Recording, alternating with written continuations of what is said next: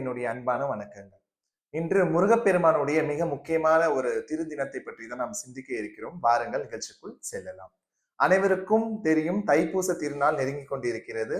வருகின்ற 1-2-2026 ஞாயிற்றுக்கிழமை தினத்தன்று தைப்பூச திருநாளானது வருகிறது. பொதுவாகவே பூச நட்சத்திரம், பௌர்ணமி இந்த இரு தினமும் சேர்ந்து வருகின்ற ஒரு திருநாளை தான் நாம் தைப்பூசமாக கொண்டாடுகிறோம். அதுவும் இந்த தை மாதத்தில் வருவதுதான் மிகவும் சிறப்பு. இந்த தை மாதத்தில் முருகப்பெருமானுக்கு பால் காவடி போன்ற பல காவடிகள் எடுப்பார்கள். அலகு குத்துதல், வேல் வாங்குதல் போன்ற பல நிகழ்ச்சிகள் நடக்கின்ற ஒரு திருநாளாக முருகப்பெருமானுக்கு நாம் வழிபடுகின்றோம். இந்த நிகழ்ச்சி சமீப காலத்தில் தான் நடந்து கொண்டு இருக்கிறதா என்று பார்த்தால் இல்லை. நாம் ஆதி காலத்தில் இருந்து நம்முடைய தமிழ் மக்கள் சங்க காலத்தில் இருந்து முருகப்பெருமானை தொடர்ந்து இந்த தைப்பூச திருநாளில் வழிபட்டு வருகின்றனர். முதலாக இந்த தைப்பூச திருநாளானது எப்படி தொடங்கியது என்று நாம் இப்பொழுது பார்க்கலாம்.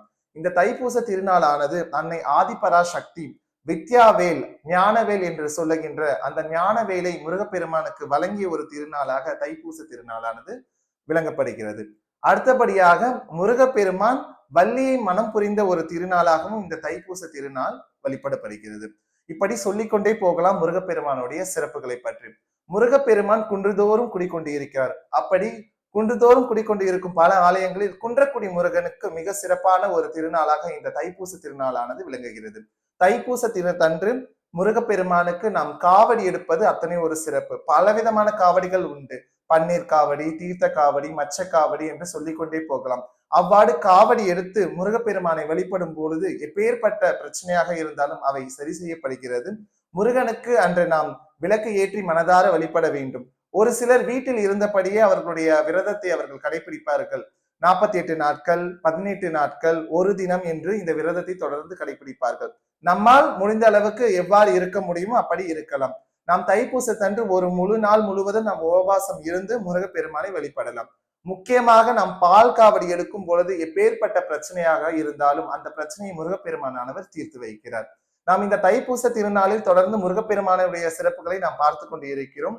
முருகப்பெருமானானவர் இதே தைப்பூச திருநாளில் ஒரு மிக அற்புத ஒரு நிகழ்வை ஒன்று நடத்தி இருக்கிறார். அதை பற்றி இப்பொழுது நாம் பார்க்கலாம்.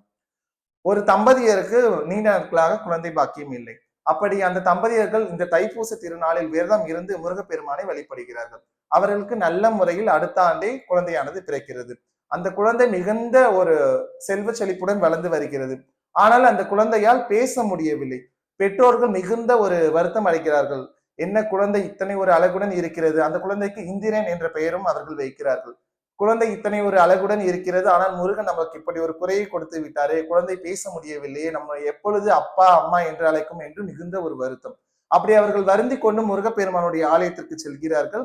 அப்பொழுது முருகப்பெருமானுடைய ஒரு அடியாரை அவர்கள் சந்திக்கிறார்கள். அவர் இவர்களுக்கு தைப்பூசத்தன்று நீங்கள் விரதம் இருங்கள், விரதம் இருந்து நான் ஒரு பதிகத்தை கூறுகிறேன், அந்த பதிகத்தை நீங்கள் படியுங்கள், நிச்சயமாக உங்களது குழந்தை பேசுவார் என்று சொல்கிறார்கள். அதே போன்று அவர்கள் அடுத்த தைப்பூச தினத்திற்காக அவர்கள் காத்து கொண்டு இருக்கிறார்கள். அந்த தினமும் வருகிறது.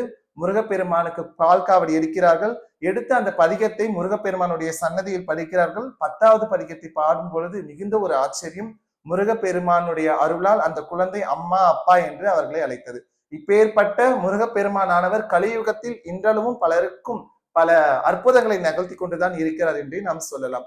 நாமும் இந்த தைப்பூச திருநாளில் முருகப்பெருமானை விரதம் இருந்து வழிபடும் பொழுது அத்தனை விதமான நலன்களும் வளங்களும் கிடைக்கிறது. தொடர்ந்து முருகப்பெருமானை இந்த 2025-2026 நாம் பார்த்து கொண்டிருக்கும் அனைத்து ஆலயங்களிலும் மிகுந்த பக்தர்கள் கூட்டம் பெருகி கொண்டே போகிறது. முருகனுக்கு இப்பொழுதுதான் பக்தர்கள் கூட்டம் இருக்கிறதா என்றால் இல்லை. நாம் ஒரு 10 ஆண்டுகளுக்கு முன்பாக, ஒரு 25 ஆண்டுகளுக்கு முன்பாக பார்த்தோம் என்றால் இதே போன்ற கூட்டமானது இருந்து கொண்டேதான் இருக்கிறது. இன்று நாம் பல சோசியல் மீடியால நிறைய பேர் பிரபலமாக்குறதுனால நம்மளுக்கு தெரிய வருகிறது.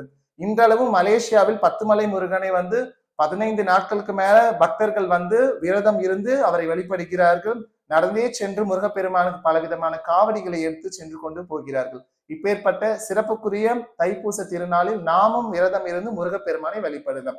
விரதம் இருப்பது பல வகை உண்டு. நாம உப்பில்லாத உணவுகளை உட்கொண்டு முருகப்பெருமானுக்கு விரதம் இருக்கலாம். அப்படி இல்லை என்றால் நாம் வெறும் தண்ணீர் மட்டும் அறிந்து கொண்டு விரதம் எடுக்கலாம். அப்படி நம்மால் முடியவில்லை என்றால் நாம் பால் பழம் எடுத்துக்கொண்டு முருகப்பெருமானுக்கு விரதம் எடுக்கலாம்.